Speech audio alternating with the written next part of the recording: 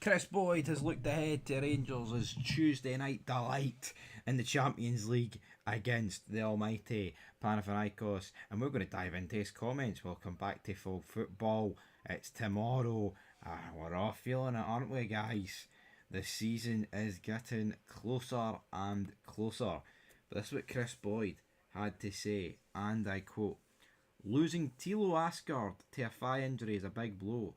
Martin paid a lot of money for him. I'm sure have been looking to make an instant impact against Panathinaikos. We're still waiting to find out whether or not Cyril Dessers and Hamza Igamani will be fit and ready for the first leg. Without Asgard and maybe one of the two others, there could be an unexpected chance to shine for Danilo and Dowell. These are two players who look to be in Siberia, but now could come under the glare of the Champions League spotlight. Does Danilo owe Rangers one? Yes, this could be the last throw of the dice for him at Ibrox, but what a time it would be to show what you can do.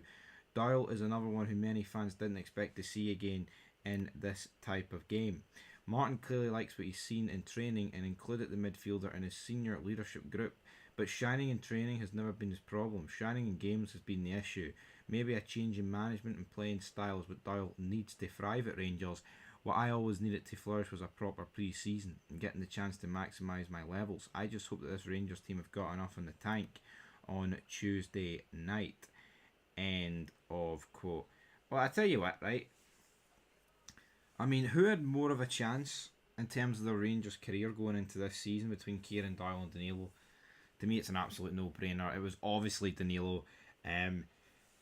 As for Kieran Dowell, I think, and alongside most people, I thought we all believed that Kieran Dowell had played his last game for Rangers, but lo and behold, he's back, and I think, barring a miracle, he will feature in some capacity against Panathinaikos. Will he start? I mean, I wouldn't say it's completely out of the question, but will he come off the bench?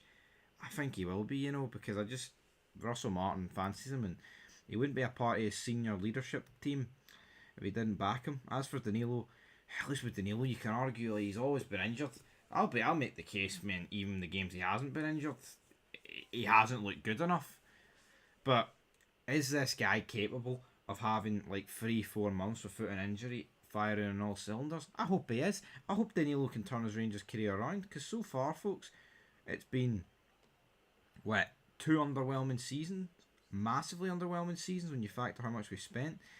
Anyway, let's get into what Kris Boyd predicts ahead of this Champions League game, and I quote: "There's no doubt that training routines have changed massively over the years, but no one will ever convince me that players can reach their optimum levels of match sharpness without playing games. That's why I fear as a real danger Martin's new look side could be undercooked for the Champions League opener against Panathinaikos on Tuesday night. In my day, we'd long since been spared the long burning agony of those East Lothian beaches, but we still had 6 or 7 pre-season games against proper opposition to get us ready for the main event. We would have a game before heading off to a training camp, maybe 3 or 4 matches overseas. We would return for 1 or 2 glamour games and maybe a trip down south or across to Northern Ireland. This summer, GLs have hosted Belgian sub-club Bruges at Ibrox, had some closed-door games against the likes of Barnsley and Dunfermline. I'm told they are playing Hamilton Accies in another bounce game today, but taking on League One opponents at a training ground won't get them up to the max for a vital clash with top quality Greek opponents." I get that, Gaffer. Martin didn't want to drag his players around the world. Celtic are playing 7 games in 4 countries this summer. Martin wants to focus on pulling together his new squad at close quarters without wasting time on travel, and that's fine, but every team needs to have the right amount of matches against the right level of opponent, and from where I'm looking, Gers just haven't had that kind of preparation. End of quote. So, Kris Boyd, he would have liked a wee bit more. He fears Rangers are undercooked.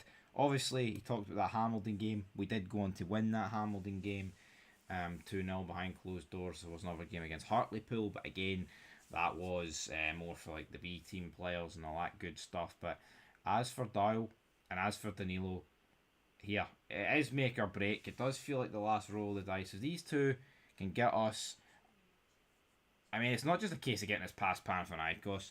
There's a lot of Rangers players in that team, right, that are surplus to requirements.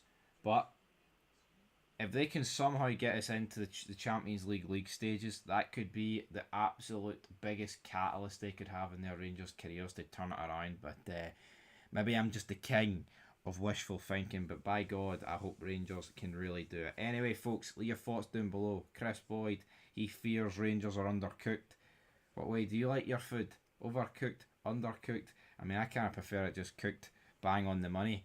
But we'll have to wait and see. Come Tuesday, man. Is it going to be fucking raw? Or is it going to be burnt? Or is it just going to be right?